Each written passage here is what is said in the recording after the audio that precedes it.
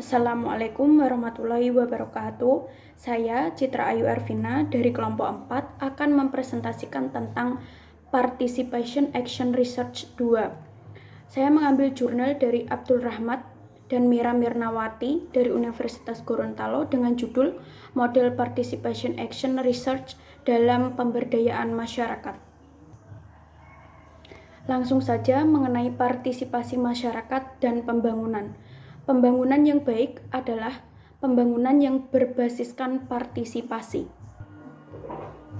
Pada masa sekarang ini, paradigma program pembangunan sudah bergeser menjadi pola pendekatan pembangunan bersifat bottom up atau dari bawah ke atas.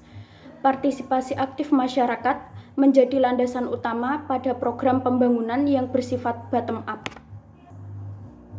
Jadi, masyarakat sekarang ini dijadikan sebagai subjek pembangunan, bukan lagi menjadi objek pembangunan.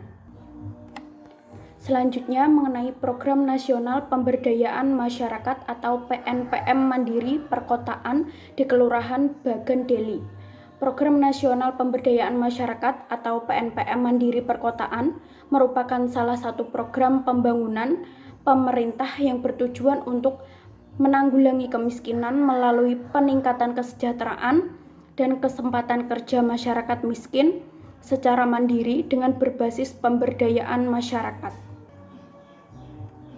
PNPM Mandiri Perkotaan ini dimulai sejak tahun 2008, di mana program ini merupakan program lanjutan dari Program Penanggulangan Kemiskinan di Perkotaan atau P2KP yang telah dilaksanakan pemerintah sekitar tahun 1999 sebagai suatu upaya pemerintah untuk membangun kemandirian masyarakat dan pemerintah daerah dalam menanggulangi kemiskinan secara berkelanjutan.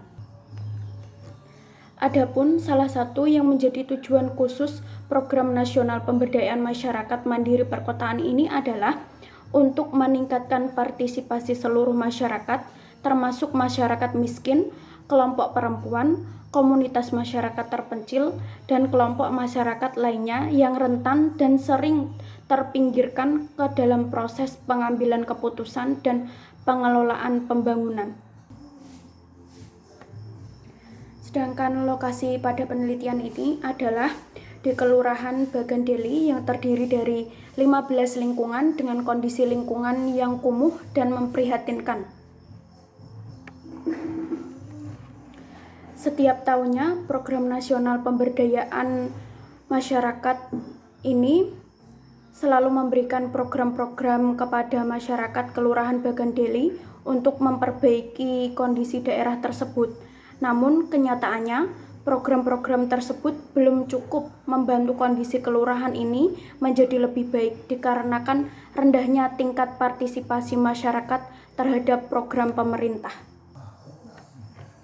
Selanjutnya mengenai participatory action research sendiri, itu merupakan salah satu model penelitian yang mencari sesuatu untuk menghubungkan proses penelitian ke dalam proses perubahan sosial. Perubahan sosial yang dimaksud adalah bagaimana dalam proses pemberdayaan dapat mewujudkan 3 tolak ukur, yaitu adanya komitmen bersama dengan masyarakat, adanya lokal leader dalam masyarakat, dan adanya institusi baru dalam masyarakat yang dibangun berdasarkan kebutuhan. PAR atau Participatory Action Research adalah penelitian oleh, dengan, dan untuk orang, bukan penelitian terhadap orang. Mengenai paradigma PAR, paradigma pertama PAR yaitu merubah cara berpikir kita tentang penelitian dengan menjadikan penelitian sebuah proses partisipasi.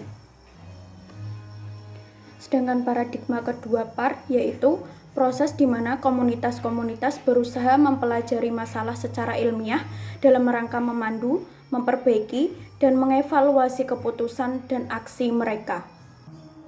Selanjutnya mengenai prosedur penelitian. Prinsip pendidikan dan pelatihan partisipasi dapat dirumuskan. Yang pertama yaitu belajar dari realitas atau pengalaman.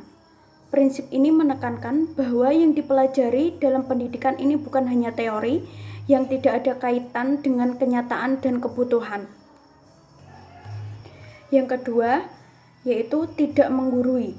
Berdasarkan kepada prinsip yang pertama, maka di dalam pendidikan partisipatif tak ada guru dan tak ada murid yang digurui. Semua orang yang terlibat dalam proses pendidikan ini adalah guru sekaligus murid. Dan yang terakhir yaitu proses belajar dijalankan dengan dialogis. Proses belajar yang dialogis adalah proses belajar yang menjamin terjadinya komunikasi aktif dan kritis dalam berbagai bentuk kegiatan seperti diskusi kelompok, terus diskusi pleno, bermain peran, dan sebagainya. Proses belajar dialogis ini juga didukung dengan media belajar yang memadai seperti alat peraga, grafika, audiovisual, dan sebagainya. Adapun langkah-langkah yang akan dilakukan dalam proses belajar ini yaitu yang pertama, mengalami atau melakukan. Yaitu proses mengalami adalah memberikan kesempatan kepada peserta belajar untuk memiliki atau merasakan suatu pengalaman. Yang kedua yaitu mengungkapkan. Dari pengalaman tersebut, peserta belajar mengungkapkan apa yang sudah dialami atau kesan dari perasaannya, termasuk pengalaman dari warga belajar lain. Yang ketiga yaitu mengolah dan menganalisis. Setelah melakukan langkah pengungkapan, peserta belajar secara bersama-sama mengkaji semua bahan atau data yang telah diungkapkan berdasarkan pada pengalaman tersebut. Dan yang terakhir yaitu menyimpulkan dan menerapkan. Tujuan utama dari langkah menyimpulkan ini adalah menuju pada aksi pelaksanaan, penerapan, atau implementasi dari apa yang warga belajar telah diskusikan. Sekarang mengenai subjek penelitian. Dalam teori PART, terdapat siklus yang dijadikan tolak ukur keberhasilan proses penelitian berbasis pemberdayaan masyarakat. Adapun siklus tersebut dikenal dengan istilah KUPAR, yaitu to know, to understand, to plan, to action, dan to reflection. Maksud dari to know yaitu merupakan proses awal dalam pemberdayaan dengan mempertimbangkan pandangan subjektif peneliti terhadap kehidupan masyarakat yang diteliti, seperti mengidentifikasi SDA dan SDM serta membangun kesepakatan sehingga peneliti diterima oleh masyarakat tersebut. Sedangkan to understand yaitu dimaknai sebagai suatu proses di mana peneliti dan masyarakat yang diberdayakan mampu mengidentifikasi permasalahan-permasalahan yang ada dalam kehidupan mereka. Kemudian dikorelasikan dengan aset-aset yang dimiliki masyarakat, sehingga dapat mewujudkan komitmen masyarakat dalam menyelesaikan isu-isu strategis yang ada dalam kehidupan mereka. To plan sendiri yaitu dimaknai sebagai proses merencanakan aksi-aksi strategis dalam menyelesaikan persoalan yang muncul dalam masyarakat. Terus yang keempat, to action, yaitu melancarkan aksi merupakan implementasi produk pemikiran masyarakat untuk membangun, mengolah, merubah, menajamkan aset-aset yang dimiliki masyarakat sehingga dapat difungsikan secara optimal dan proporsional. Dan yang terakhir yaitu to reflection atau refleksi, merupakan tahapan di mana peneliti dan masyarakat mengevaluasi dan memonitoring aksi pemberdayaan yang telah dilakukan sehingga pemberdayaan menjadi terarah dan terukur. Sekarang mengenai evaluasi. Dalam tahap evaluasi itu, peneliti bersama keluarga miskin berpandangan tentang bagaimana upaya pemberdayaan yang telah dilakukan tidak tiba-tiba berhenti di tengah jalan dengan alasan-alasan tertentu, baik karena pihak lain maupun masalah-masalah dari pihak intern sendiri. Maka dibutuhkan adanya local leader dan komitmen bersama guna memonitoring dan meluaskan skala jaringan dalam pelaksanaan program pemberdayaan jangka panjang. Sekarang mengenai langkah-langkah riset aksi dalam metodologi PART.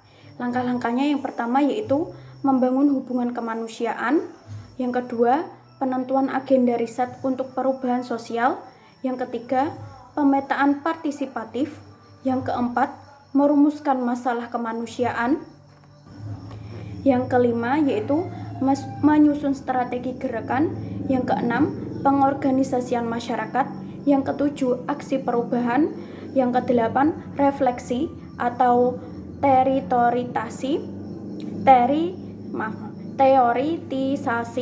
perubahan sosial, yang kesembilan meluaskan skala gerakan dan dukungan. Dan selanjutnya mengenai teknik pendampingan dan penelitian. Adapun langkah-langkahnya dalam part yaitu yang pertama penyiapan sosial atau merancang komunikasi kemanusiaan. Artinya penyiapan sosial ini mengetahui dan memahami masyarakat. Dalam proses ini pendamping berbaur dengan masyarakat untuk mengenali dan memahami masyarakat. Penyiapan sosial ini dilakukan dengan cara memahami kelompok yang tidak terorganisir dalam masyarakat, memahami peran dan fungsi lembaga yang tidak ada di masyarakat, dan mengenali tradisi yang dilakukan masyarakat. Yang kedua yaitu langkahnya Community Research Social Problem Diagnostic, yaitu menganalisis masalah yang ada di masyarakat. Dengan mengetahui dan memahami keseharian masyarakat, maka pendamping dapat mengidentifikasi masalah yang ada. Selain itu, yang dilakukan pendamping dalam menganalisis masalah yaitu dengan mapping, transit, memahami alur sejarah dan tradisi masyarakat. Yang ketiga yaitu planning. Planning adalah pemecahan masalah. Pemecahan masalah ini dilakukan bersama masyarakat. Dari pohon masalah yang dibuat bersama masyarakat, maka muncul pohon harapan yang berisikan harapan-harapan masyarakat dalam memecahkan masalah tersebut. Pendamping bersama masyarakat merencanakan program yang akan dilaksanakan dengan membuat proposal dan bekerja sama dengan pihak-pihak terkait. Pendamping bersama masyarakat mengadakan pertemuan-pertemuan dalam perencanaan kegiatan yang akan dilaksanakan. Yang keempat yaitu political action, yaitu membentuk kelompok-kelompok sosial baru. Hal ini dilakukan untuk pemecahan masalah dengan membangun leadership atau seorang pemimpin yang dapat mengorganisir masyarakat dan dapat melakukan analisis terarah sehingga mendorong pada proses transparansi atas semua pihak dan semua permasalahan. Dan yang terakhir yaitu reflection, yaitu tindakan dari hasil kegiatan atau meneliti keberhasilan dan kekurangan semua komponen aktivitas terhadap perubahan sosial yang menjadi visi masyarakat. Pendamping merefleksi dan menganalisis dari hasil kegiatan yang telah dilakukan. Sekian presentasi dari saya, kurang lebihnya mohon maaf. Wassalamualaikum warahmatullahi wabarakatuh.